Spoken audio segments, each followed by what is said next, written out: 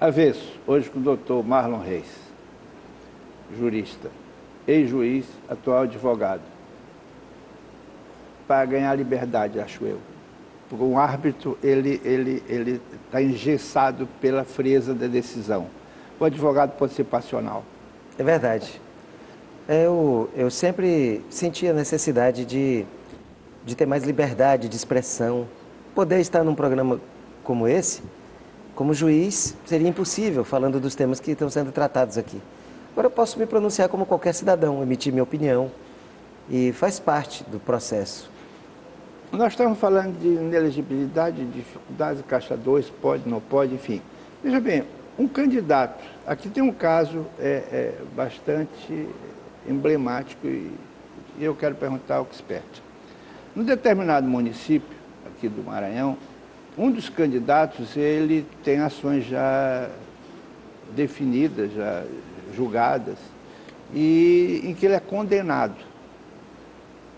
Teve 2 contas rejeitadas, mas ele é candidato. Isso é possível?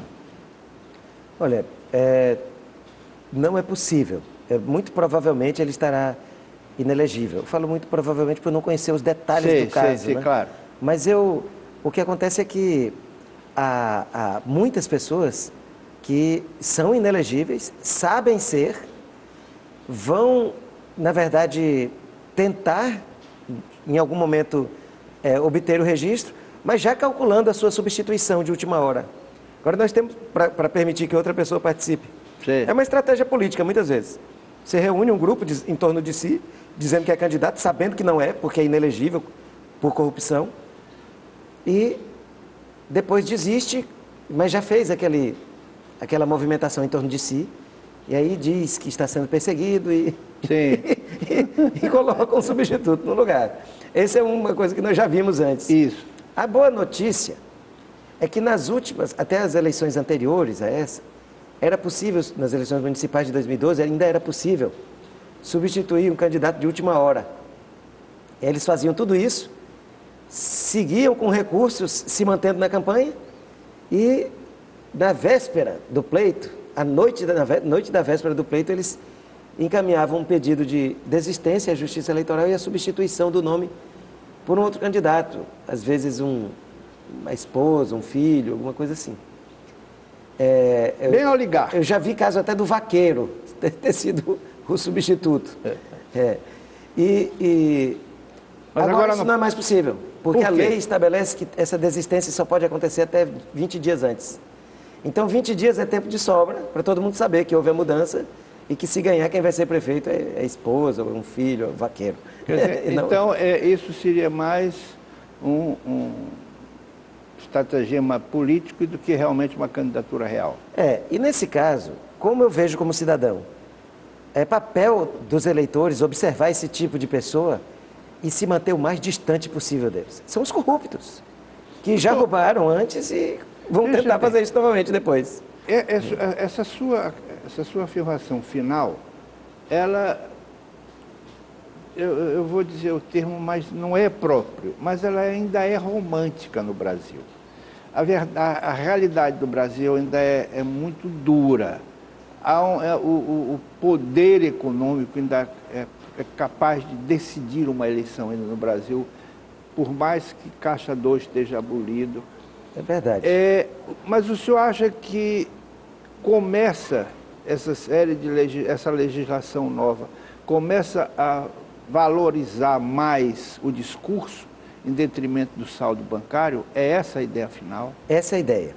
Nós estamos trabalhando há anos para influenciar a legislação eleitoral no sentido em que ela está indo.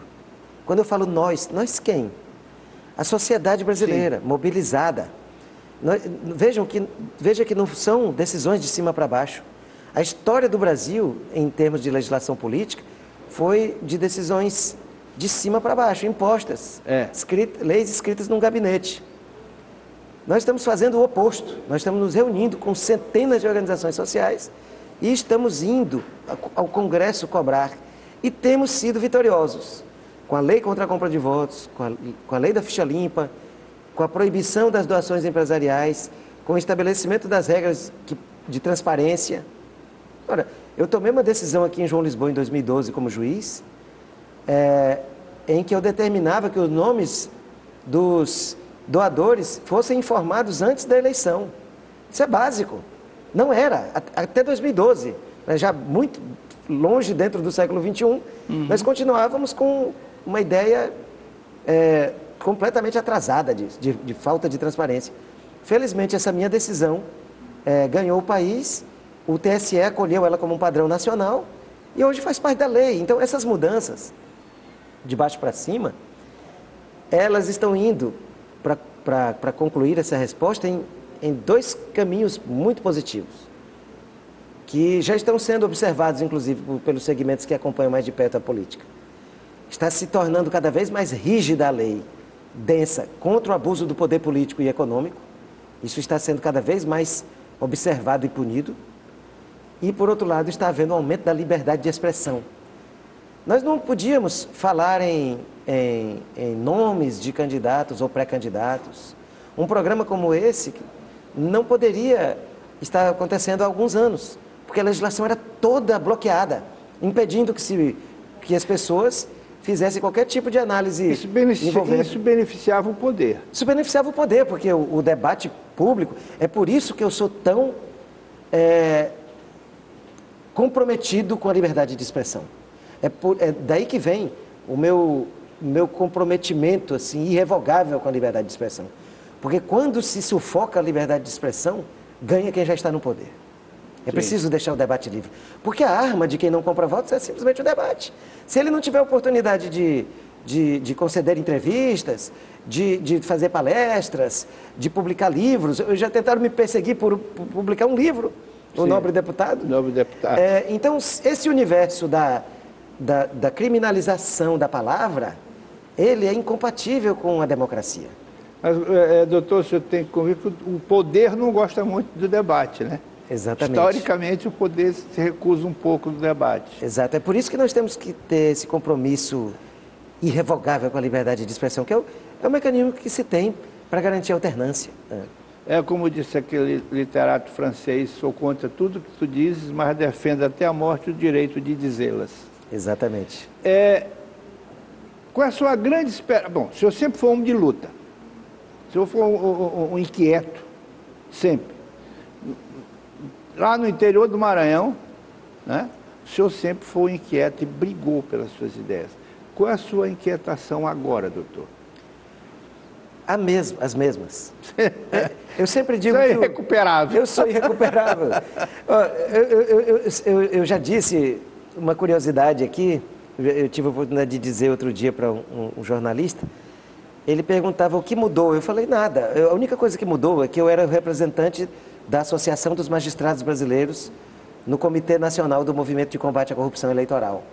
A única coisa que mudou é que agora eu represento o Conselho Federal da OAB no Movimento de Combate à Corrupção Eleitoral. Então, eu mudei a minha cadeira no mesmo cenário. Então, eu sou... Com um pouco mais de liberdade. Com a diferença que agora eu tenho liberdade de expressão, que o magistrado praticamente não tem. A Loman proíbe praticamente tudo. Uma vez eu respondi a um processo administrativo disciplinar. Isso é outra coisa que eu queria comentar.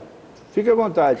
Eu respondi a um processo administrativo disciplinar porque concedi uma entrevista na qual eu manifestava meu descontentamento com uma decisão do Tribunal Superior Eleitoral. Eu era juiz à época. E disse que aquela decisão estava equivocada. Ela representava um ato de censura, justamente porque ela limitava a liberdade de expressão. Um ministro do TSE não gostou disso e acabou me representando no CNJ. E lógico que isso foi arquivado depois também, não foi adiante, não prosperou. Mas os juízes são muito observados e com razão, eles realmente não devem se imiscuir nesse cenário partidário, não seria razoável, pelo contrário. Porque a decisão deles tem que ser uma decisão fria, tem que ser isenta, exatamente. Eu não estou criticando que seja esse o tratamento. Agora, quem não está satisfeito com essas regras, faz como eu. Deixa a magistratura para ter a liberdade que gostaria de ter. Então, o que eu ia mencionar... Deixa eu lhe interromper. A magistratura, vamos olhar pelo lado bem cínico. A magistratura, ela garante, ela dá tranquilidade, ninguém pode demitir, tem um rendimento fixo tranquilo.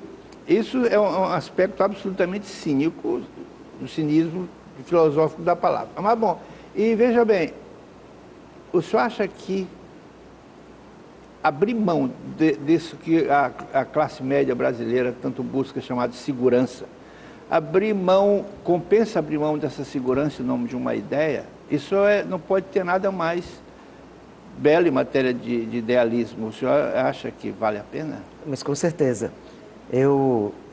Foi uma das ações... Como é que a senhora, sua esposa, reagiu a essa decisão? É uma ótima pergunta, porque as esposas normalmente são mais conservadoras. São mais conservadoras, é por isso que eu perguntei. Ela me conhece tanto e nós temos uma relação tão fantástica de simbiose, que ela é minha maior apoiadora em tudo isso. E a minha família toda, eu não recebi uma palavra de pense melhor. Todo mundo sabe exatamente como eu sou, como eu penso, como são meus atos. A minha vibração, eu jamais deixaria de dar um passo preocupado com status, com salário. Isso não significa absolutamente nada para mim, Américo. A única coisa que me importa é a construção de balizas.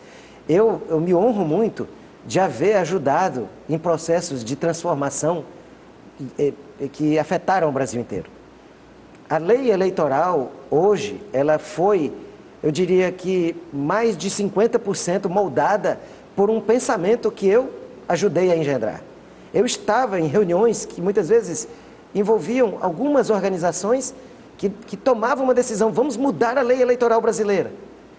Eu sempre digo o seguinte, eu nunca me assusto com reunião com pouca gente, porque a reunião em que nós fundamos o MCCE, só estávamos presentes 5 pessoas. No final das contas, nós conquistamos a lei da ficha limpa com 2 milhões de assinaturas e com o apoio de mais de 95% da população brasileira, revelado em pesquisas de opinião pública, e conquistamos o Brasil. Então, isso me move.